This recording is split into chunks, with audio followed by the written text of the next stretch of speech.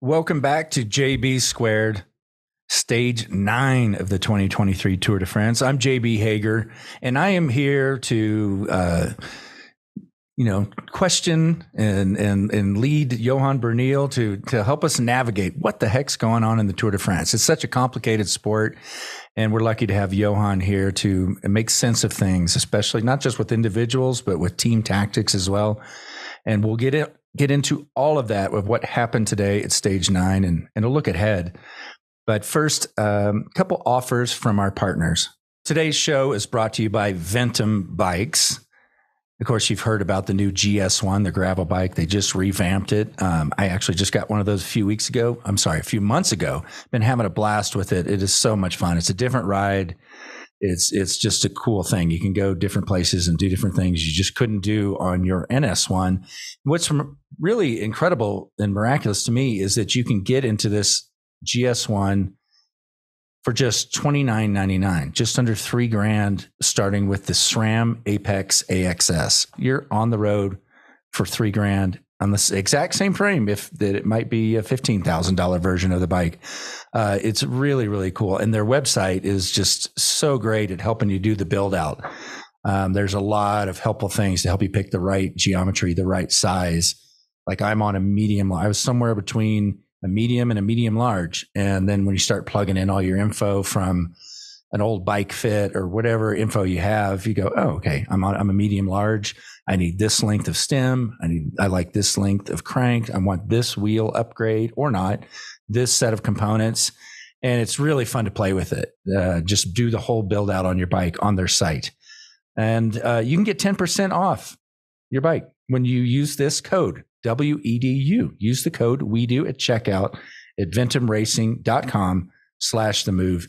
And keep paying attention during this tour. We're doing the trivia every day. Every time you submit a right answer via email, they draw a winner from that each day. And those names go into the final drawing for a brand new NS1. Again, 10% off when you use the code WEDU at checkout, ventumracing.com/themove. Today's show is also brought to you by HVMN. They're the creators of Ketone IQ.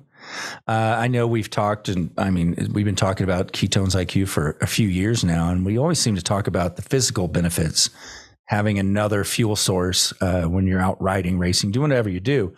What I became particularly interested in with Ketones IQ is the mental effect. And so I've been taking a daily shot for 2 to 3 months now. And they actually have the science to show you that the clean fuel can cross the blood-brain barrier. It gives your brain sustained energy, mental focus, and sharpness. And I can attest to that. I definitely have felt more alert, more total confession. Haven't been on any ADD medication for 3 or 4 months now. So, and doing all right, getting by. And I do have Ketone IQ to credit for a lot of that support I obviously needed. They're now available in Sprouts if you want to pick it up locally. And if you have a Sprouts somewhere in the US, you can just grab them there. Or you can do a subscription online to have them sent regularly, which I would recommend. Try it for 2-3 months for sure. And you can save 30% on your first subscription order to Ketone IQ at hvmn.com/themove. Again, visit hvmn.com/themove and subscribe upon checkout for 30% off. Okay, Johan, stage 9. Let's start out with some historical information. It was a significant stage big start, and actually has something to do with what we talked about yesterday. But I'll let you go ahead and fill everybody in on some of the ceremony that took place this morning, or this after. It would have been afternoon there, I guess. Yeah. But. Yeah.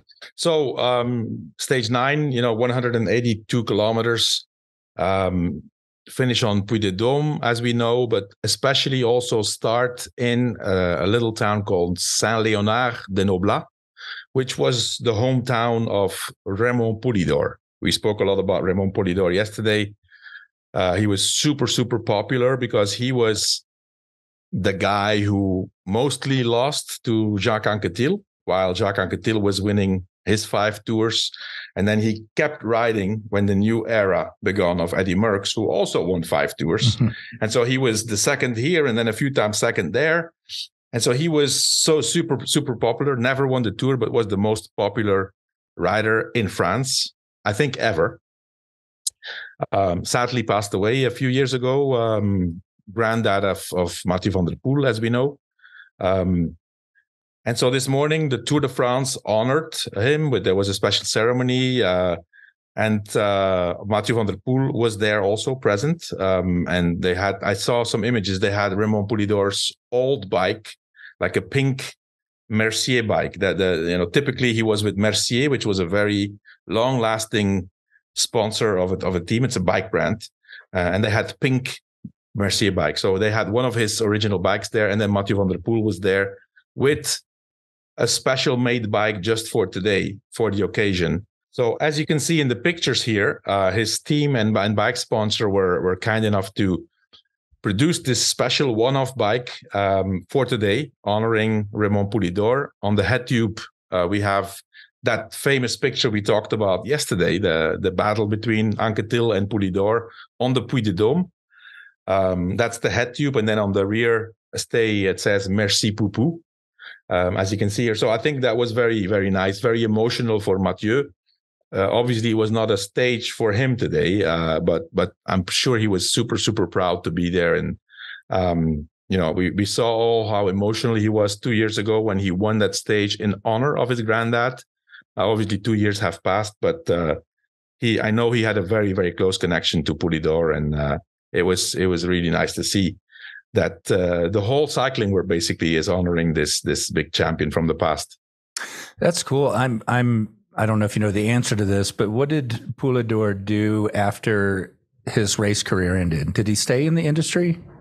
Well, he did all kinds of things, but as you know, until the year before he died, he was all the time at the Tour de France. He was an ambassador for, I don't remember which brand it was, but he was always at the start, always at the VIP village, signing autographs, always dressed in yellow, because it was the color of the sponsor. And, ironically, he never wore the yellow jersey. But after his career, he was always dressed. I've never seen Poulidor in anything else than yellow myself.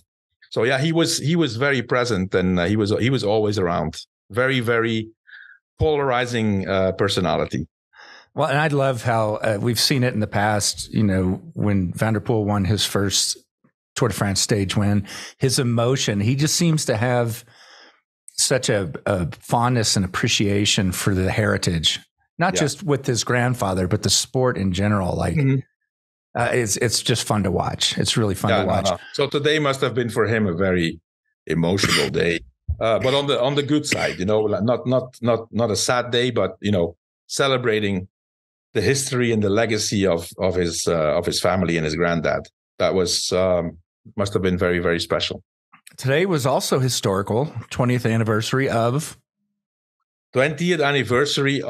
the first ever yellow jersey by a Latin American rider. We do remember Victor Hugo Peña, El Tiburón. Today was 20 years ago, and tomorrow is his birthday. I remember back then he took the yellow jersey, and the day after it was his birthday. So it was amazing, and I saw it on his social media, and I thought we should definitely mention that, because for him and for Colombian and Colombia and Latin American cycling, that was really, they had all these good riders before, but never anybody had wore the yellow jersey. And so 20 years ago today, the 9th of July 2003, I can still remember it, that we won the team time trial, and I talk about it a lot with Victor Hugo. He was. And Lance was actually really, pep talking to him before the start of the time trial, but still during the team time trial. We won that team time trial, and he was always, every time he passed Victor, he said, "Do you want yellow? Do you want?" Because we knew that if we would win the team time trial, then Peña would be in yellow, because he had been the best of the team in the prologue. So that was the reason. Oh, that's awesome. Does it feel like 20 years ago? You know what I mean, JB, there comes a time, that anything you talk about feels like it makes you feel so old. I'm at that stage now that I don't even think anymore how many years. That just makes me feel old. I know. It freaks me out sometimes too. Okay, let's talk about today's stage, that breakaway. And I shared this on the Move. When that breakaway went on our Move text thread, George asked, "Oh, who's going to win from this break?" And I think you wrote like probably Woods, and that was almost 3 hours before the finish. So you had called it when you saw that break. I mean, for me, when I saw the composition of the breakaway, it was clear that for me, he was the strongest climber. But, a big group, what was it, 15 riders, more or less, 15 riders. And then they take, close to first 10, 12 minutes, finally 15 minutes and more. And you have Michael Woods in there. You have Lutsenko. You have Matteo Jorgenson. You have Nelson Paulus, and some other Mohoric. So there were some really, really strong guys in there. But I just felt like Michael Woods is one of those riders that he had a difficult start of the season through illness or injury. I don't know, and he came into form right at the moment. He won. He won a small stage race just before the tour, and so he hadn't been racing that much just before the tour, and he came into form. And yeah, I felt like he would be the best guy. But when you're 15 riders and it's so far to go, a lot of things can happen. And so I was, okay, now in hindsight, it feels a bit weird to talk about this, but even if they won the stage, Israel and Michael Woods, I think they really owe it to a super, super strong Michael Woods on the one side, and the fact that Matteo Jorgenson, who is also an extremely strong rider, was out there for so long. I mean, he attacked with 48 kilometers to go. So basically 35 kilometers before the start of the last climb, had to give them a lot. And so the fact that Jorgensen really, really, really had to pay the price in the last 3 kilometers of the climb, plus a strong Woods, gave that victory. But when I saw during the stage, I mean, I'm sorry I have to say this, but the tactics of Israel, first, they have 2 riders in the breakaway of 15. So plus, one of them is their designated rider for the breakaway. To me, it looks like they had it planned. I heard an interview of Rick Verbrugge, who is the team manager, the general manager, or the sports manager. And he said, that they had a goal today and that they wanted Woods to be in the breakaway, and that, and then they had 2 guys in the breakaway, Woods, Canadian guy, and Boivin, another Canadian rider, strong rider. And so if you have that situation, it looks like, wow, this is great. So now what do you need to do? You have these 15 riders, such a long way to go. You need to make sure that Woods gets with as much possibilities to the bottom of that climb. Next thing I see straight after that interview is, because I'm as I said, I'm in Belgium, so the guy's Belgian. I heard his interview. Next thing I see, Guillaume Boivin from Israel, Premier Tech, teammate of Michael Woods, attacks. Is out there on his own, but for, I don't know, 3-4 kilometers. I said, and this was 60K to go. I said, what the hell are they doing? What is this? So you have to think, if you have the main candidate, because as you said, I said Woods has the best chances here. Right? What was this? 100K to go when the tax came in. And so then you have this teammate attacking with 60K to go. So you basically, you isolate your main guy. You have this guy up front. And so he's spending energy that he may need later to correct the situation. And on top of that, you kind of start to provoke that with that attack, there comes a lot of other attacks. And you have the risk that your main guy all of a sudden gets trapped into 7-8 guys in the back, and there's another 7 guys in the front, and your main guy is not there. So I thought, I thought straight away, why do they not call this guy back to the group? He kept going. So I found that really strange. And up to some point, it looked really like then Jorgenson went. Amazing ride from Jorgenson, 48 kilometers. And then the group behind broke up in two pieces. There was 4 riders with Mohoric and Nilsen Paulus and the French, the Bourgodeau, and then the Spanish guy of Astana who had a flat.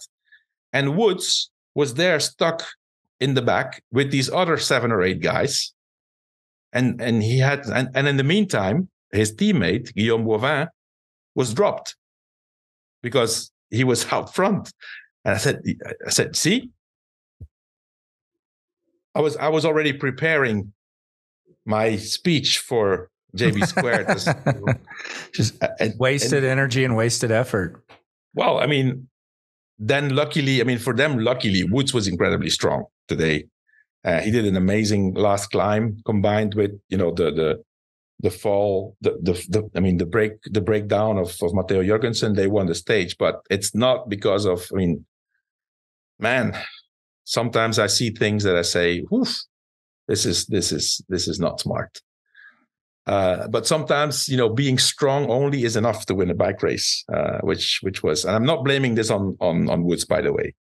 Yeah, Woods raced perfectly and did what he had to do, but they could have they could have put more things on their side.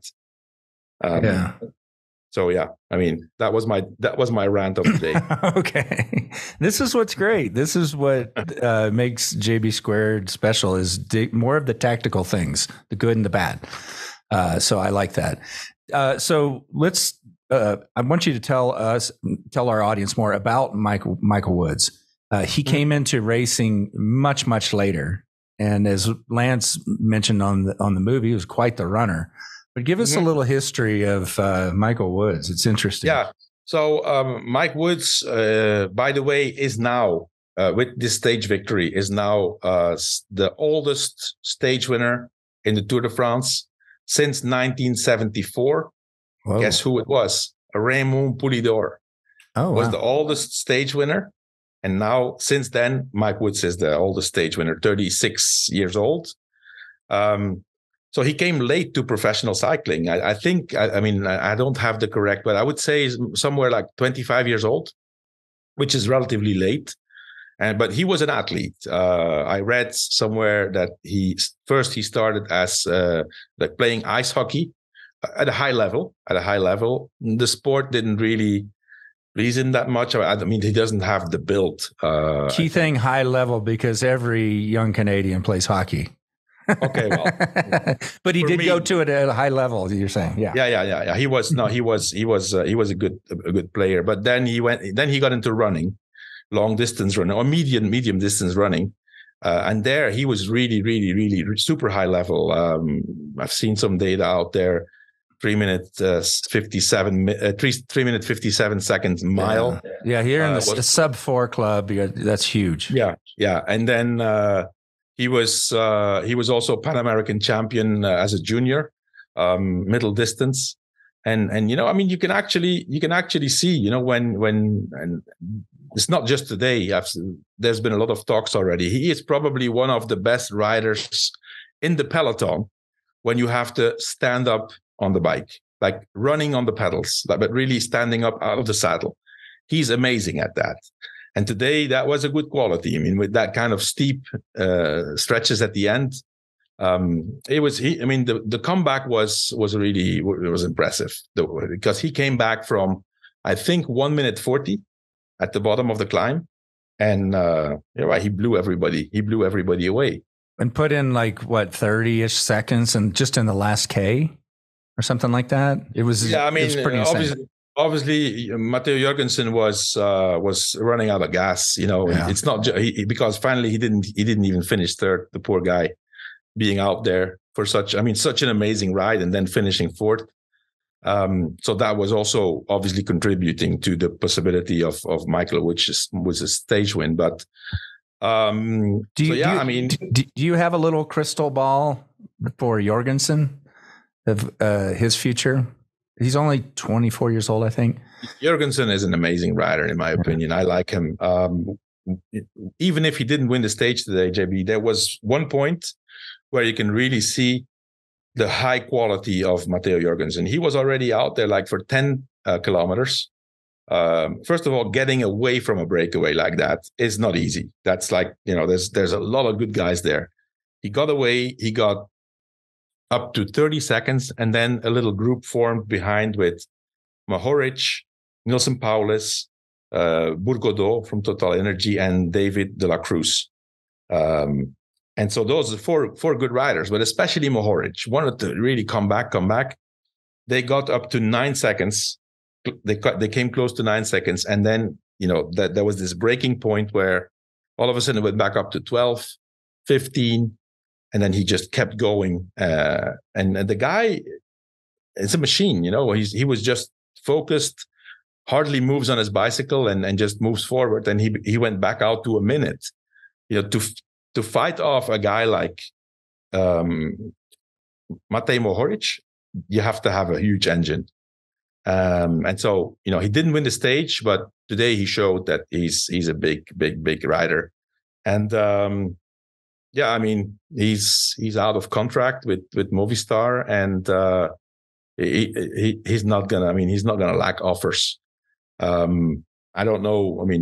It's probably because you can't make it official, a transfer, before the 1st of August, but it looks like he's going to be on Jumbo-Visma next year. They also told a little story, on Belgian TV here, about how dedicated of an athlete Jorgenson is. When he was 18 years old, he came over to Europe. I think he raced in France. He was actually on the development team of AG2R, who, I don't know why, didn't offer him a contract. So Movistar picked him up.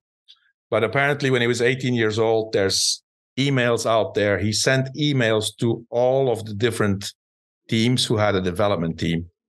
I'm Matteo Jorgenson. I'm this. I'm on the national team, the American team. I'm living in Europe, and I would like to be on your development team. All very, very personal. And so he sent them out to everybody. And finally, AG2R picked him up. And that was the beginning of, I think, an amazing American rider with a huge engine. That's a cool story, and that was fun to watch today. So now let's talk about. I was still, I was watching with my son. So we always, whenever Jorgenson is away, I think I told the story already that when he and his brother were 8 and 10 years old, and I know this because his mother wrote to me about this, that he and his brother, they were living in Madrid for a certain period of time, and for one season he was on the cycling team where my son is riding now in Madrid. So we always look with a particular interest to Matteo Jorgenson. All right, now let's jump into the GC battle before we contrast and compare Pogačar and Vingegaard. Let's talk about Jumbo-Visma as a whole. You've had some question marks there, watching their tactics. I think you thought they did better today. What were you seeing? I think they did better. First of all, first thing, the brake was gone, and they did not try to bring the brake back to go for the stage win, which is what they have done in a few other stages. So that's really what a GC team defending the jersey should do. Breakaway goes, nobody's in there who's a threat, let it go. We just set our own tempo, comfortable for us. They used 2 riders who were not going to be of any use on the last climb anyway. So that was really good. And then when the last climb of Puy de Dôme started on the earlier slopes, there was a lot of nerves as usual.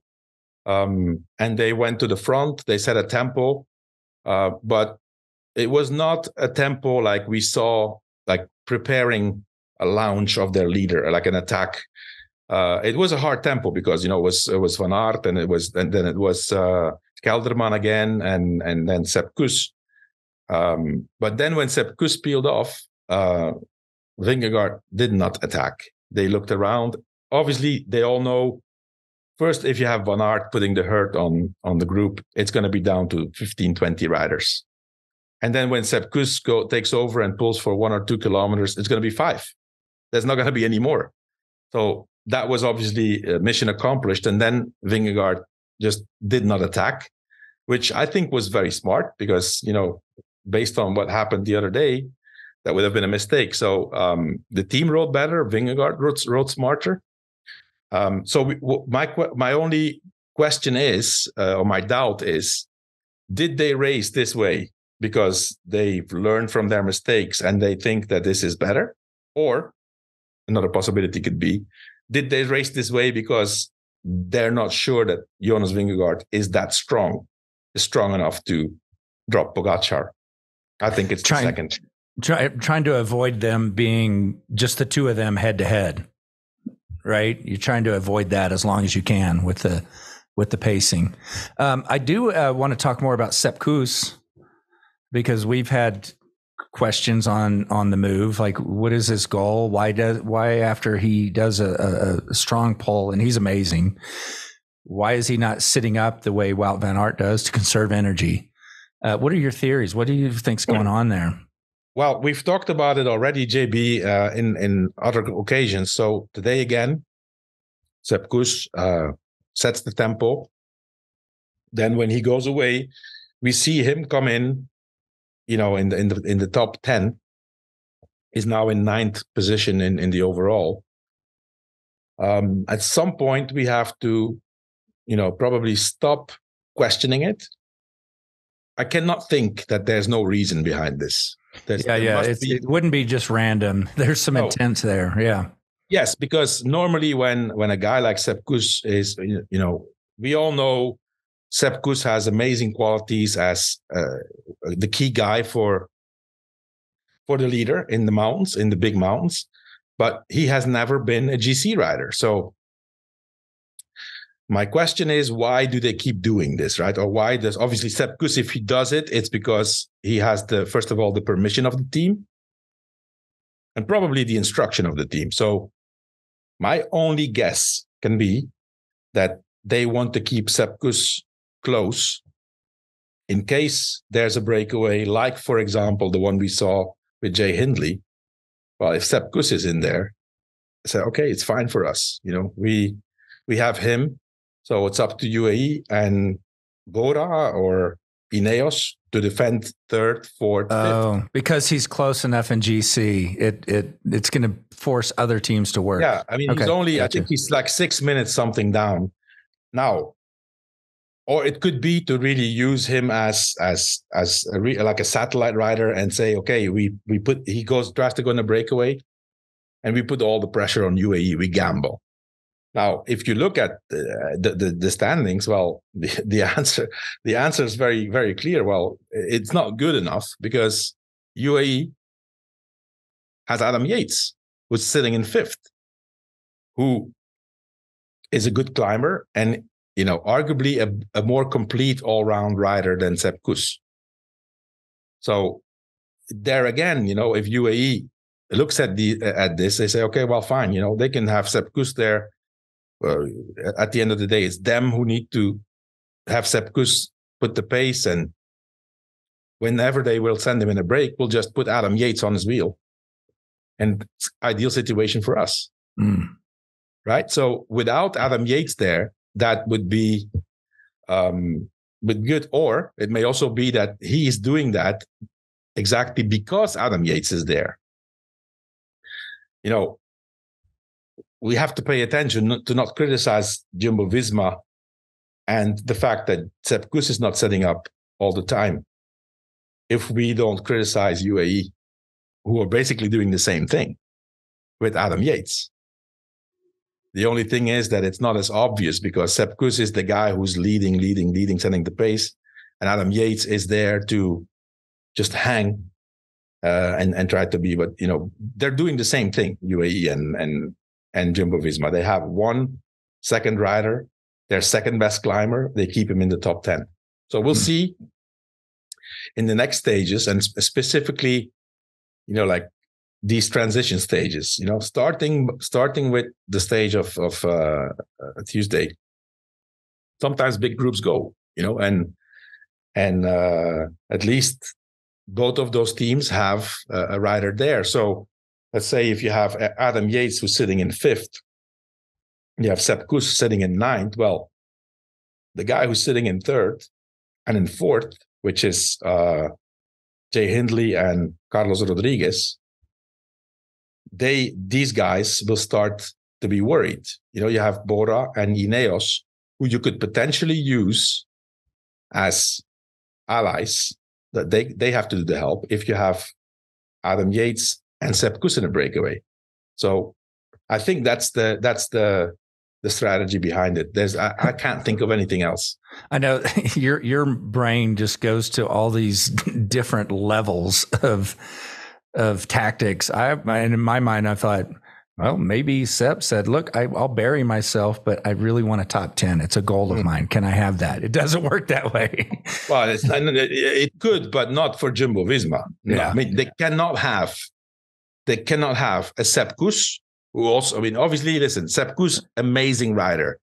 Like the guy, I would always want to have a Sepp Kuss in my team, because you could just build a cathedral on him. He's so solid, But in Jumbo-Visma, you could not have Vingegaard for yellow, Wout van Aert, right, who's a big champion who wants, his moment to shine, and then also Sepp Kuss. Right, it doesn't work. They have done it in the past. They have done it. Sepp Kuss has won a stage in the Tour while being one of the guys who had to be there. But when they start as the big favorites of the Tour to win the Tour de France with the defending champion, that third ambition, I can still understand Wout van Aert a bit, although I personally would prefer that it's not there, that ambition.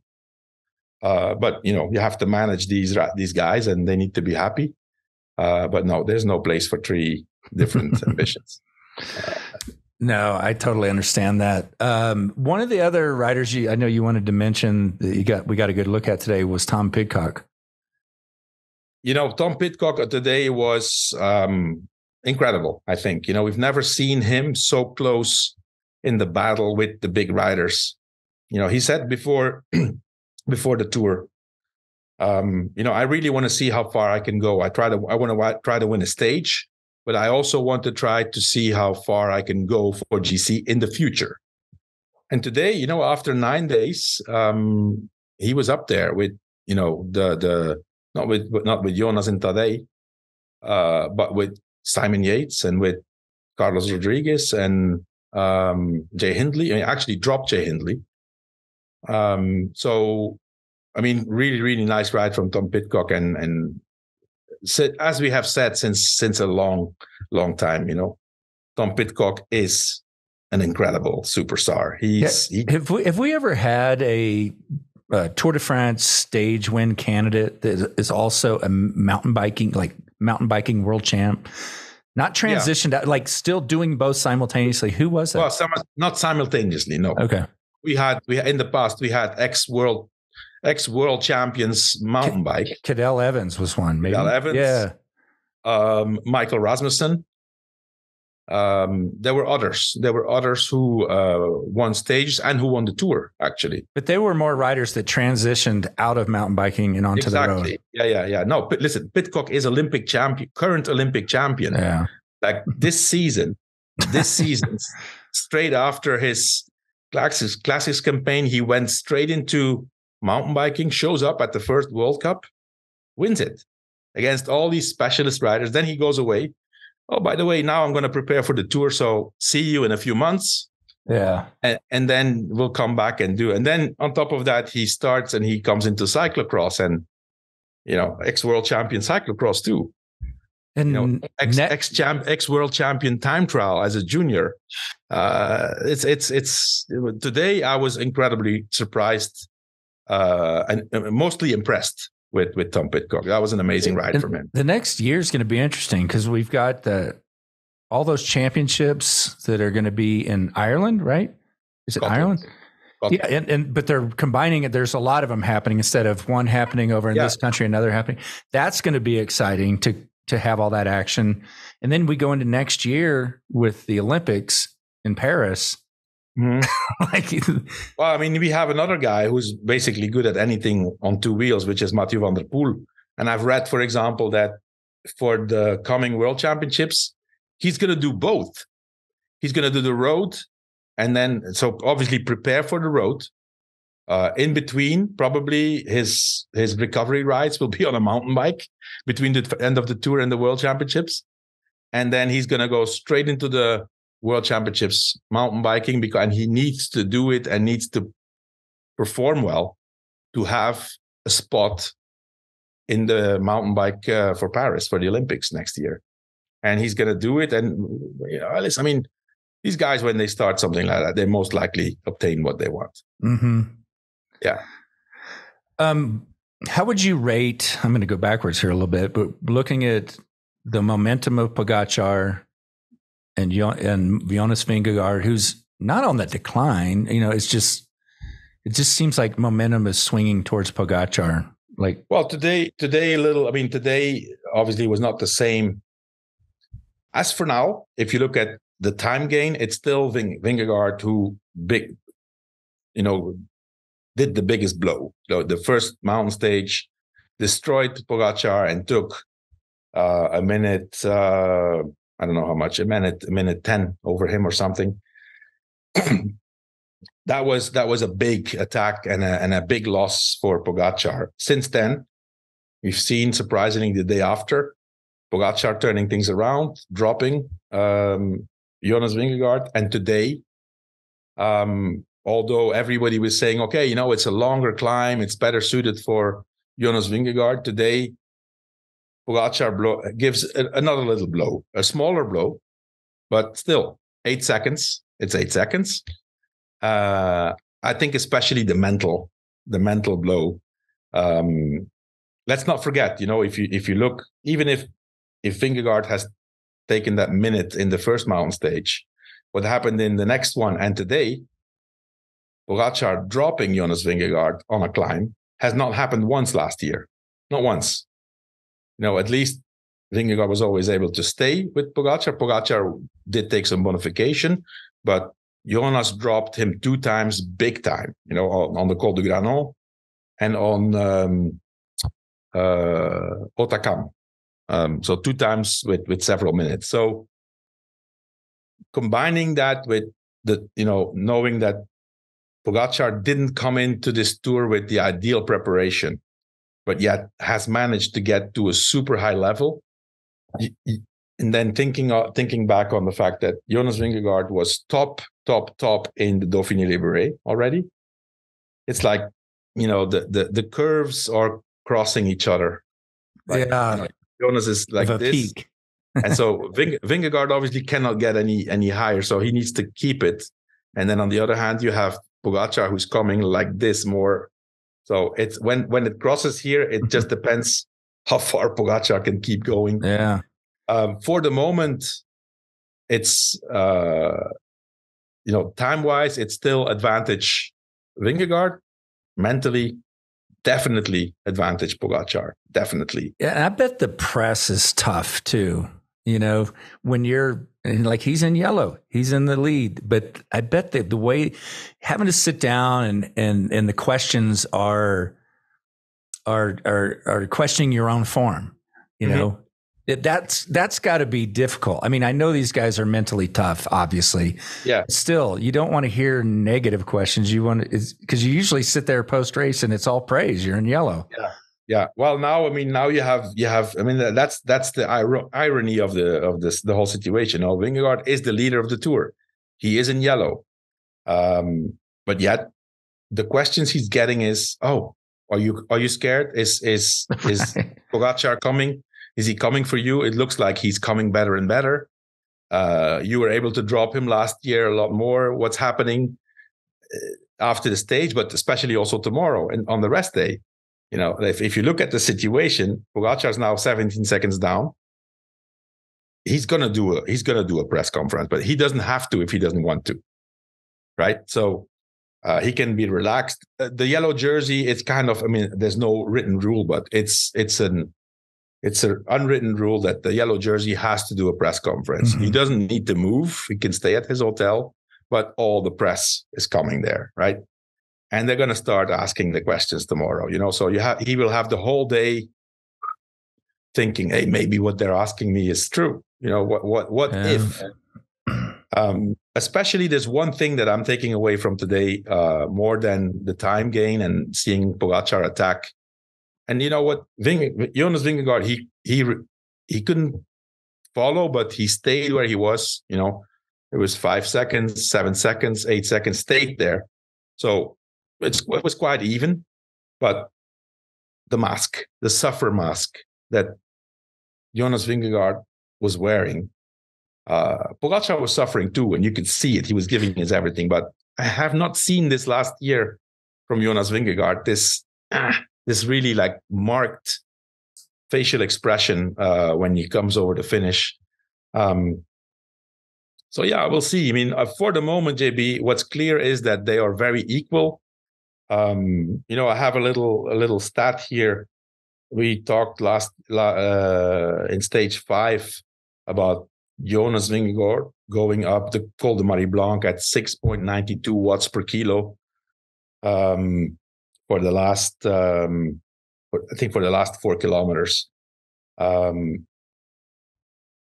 Pogačar a lot less, which was not his normal level. Well, today, and I think I then said, it's impossible for anybody to go faster than this. Well, that didn't age very well. Today, Pogačar, the last 15 minutes on the Puy de Dôme, did 7 watts per kilo. It's just crazy. It's just crazy. But they're so close to each other that hey, maybe we're going to see the decision and hopefully in the time trial. That would be the best. I know. I was going to bring. Maybe at the bonifications. Yeah, I was going to bring up the time trial, and you hate to get ahead of yourself, but refresh our memory. Historically, I mean, I know there's flatter time trials and climbing time trials, but how did the two stack up? Because they're pretty even, very equal. Last year, Jonas beat Pogačar in the last time trial. Pogačar was on the down. Jonas was at a very high level. The tour before, I think Vingegaard lost like 30 seconds, probably 40 seconds on Pogačar in 2021. But they're very equal. And this is a hard time trial. So it's going to be that has nothing to do with who's the best specialist. It's definitely going to be who has the best legs. So, yeah, I mean, we still have to have the Alps. And until we get there, we have a few stages that are really, really hard. I've heard today that Vingegaard says, yeah, well, my terrain are the Alps. Those are longer. They're higher. Last year, that was true, but the year before, it wasn't because, Pogačar was. So he's going to have to find now a few reasons to get upbeat again. We're not saying that he's on the down, right? I mean, it's just that there's so little difference, but it's incredible to see how after stage 5, everybody is saying, okay, Vingegaard is impressive. We said the same thing. He's on such a good level, and Pogačar is not his usual self. So the tour is for Jonas. We're talking a different story now. So, all right. We're heading into a rest day, which, and if you've been listening to this show for a while, most riders don't like a rest day, although this has been a very tough first week, a very difficult opening week. So maybe it's different this year. And then I remember just earlier this morning, we opened it up and looked at the stage 10 profile, and, Lance was like, whoa, that's a hard one right after a rest day. It is. If you look at the profile, if I'm a rider, I mean, I have this terrible, horrible experience of my first tour and my first rest day and a similar stage the day after. It was unbelievable. I mean, I had no experience with how to deal with a rest day. Didn't do much. And I was having such a bad time. It was all the time in the back, suffering. So it's the rest day. I think everybody's happy that it's a rest day. It's just how can you get through a rest day the best possible way to be ready for that stage, for that the next stage. And not everybody reacts the same because basically you're now 9 days in a row. Your body is in a routine. It's under pressure. So it's the same thing in the morning. You wake up, you go to breakfast on the bus, do the race. Same. All of a sudden tomorrow, that rhythm is broken. It's like, you're not going to wake up at the same time. You're going to have breakfast, but, relaxed. Then you're going to go ride, and then you're going to take a nap. They're all going to take a nap, all of them. And then you have a relaxed dinner and go to bed. So the morning after, you can. Some people really, really feel that. It depends. It depends how they can manage the rest day. And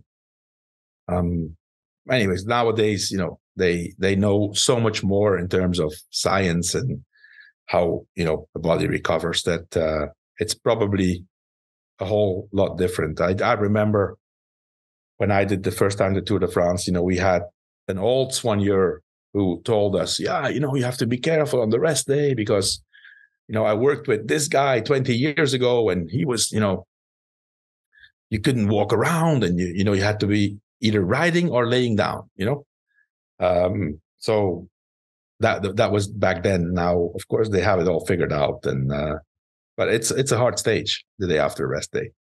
And you think this sets it up for breakaway?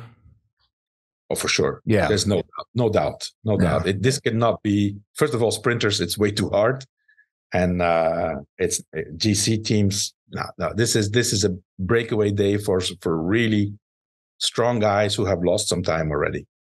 Okay. And then I'm going to remind people again, check out Outcomes. That's where you'll hear Johan and Spencer throw out a lot of the names on these breakaway days. And it might be, sometimes it's a name you haven't even thought about in the Tour. You're like, oh, wait, that name hasn't been mentioned, or I haven't seen him on TV.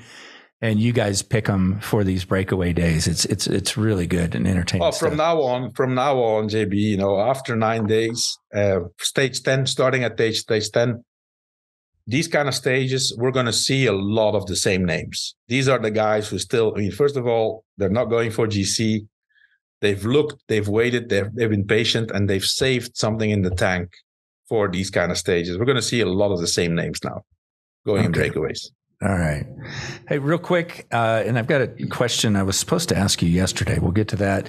But first, our Ventum Tour Trivia of the Day. All right. And be ready to write down this email so you can send in your answer. Ventum will be giving away an NS1, the road bike, a complete bike at the end of the tour. Whoever gets the question right on each day, you go into a drawing. They draw one each day, and then it will go into the final day. So yesterday's question, just for fun, was who won the first edition of the Tour de France after World War II? Did you know that answer by chance? Or did you even look it up, Johan? I did not. It was won in 1947 by Jean Robic. Jean Robic, wow. Jean Robic of France won in 1947. That's a special. I know that. I know the name because if you look up pictures from back in the days, he was a really tiny guy, bald, and one of the very only, maybe the only rider who ride with a helmet, like the leather hairnet helmet. Yeah. Yeah. I bet he had a cool tan on his bald head then. Definitely. And today's question is, who is the youngest winner of the Tour de France? Youngest ever. Youngest ever. I'll give you a hint. It was a long time ago. It was in the early days. Uh-huh. Yeah. Okay. But if you're playing along to try to win the bike, you can go look it up. That doesn't matter. Amazing opportunity to win a great bike. Right. Get the answer however you want and email your answer in to trivia@ventumracing.com. All right. Good luck. One question for you today, Johan, because we're going into a rest day ourselves. You even get the day off from Outcomes. And you're going to have a great La Movida again because of Peña's anniversary of his win. That's going to be fun. But the question I was supposed to ask you yesterday, because we did it on the move and I goofed, but we'll do it today. What has been, in your opinion, Johan, the most significant cycling technological advancement of the past 25 years? That was from David. Cycling technological advancement. Well, I mean, I think they're referring to something on a bike or in general. I would, I don't know for sure. I'll say in general. Well, because Lance mentioned like aero bars. So let's make it in general. It doesn't have to be a piece of equipment. I'm thinking about two things. I have two answers. One is really bike specific. Bike specific for me. Let me think. The last 25 years, I have to be careful because 2023. It's just a few years before. Just let's say the last 30. For me, one of the big changes was the STI shifting. Oh, when I started cycling, it was down tube, down tube, right? I mean, even the first Tours de France, like the first time. It's actually exactly 30 years ago when I won my first stage in the Tour de France. I still had down tube shifting. So I think that's a huge change. That was, It was not just down tube shifting. How many gears were you running on the rear cog at that time? I think we had 8 then. Okay, not bad. Yeah. But biggest probably being a 23 most of the time. Well, most of the time, we rode 23, 25. That was it. Never smaller than 25. Never. Yeah. So I think that's a big change because that changed your way of riding. And if you would ask a cyclist nowadays to go on a bike, they would not be able to shift. It's just completely different game. Well, I think though, the biggest change, and especially in the last 10 years, for me, the biggest change in cycling is the use, analysis, and study of data. They measure everything nowadays. They're able to measure everything with any kind of device.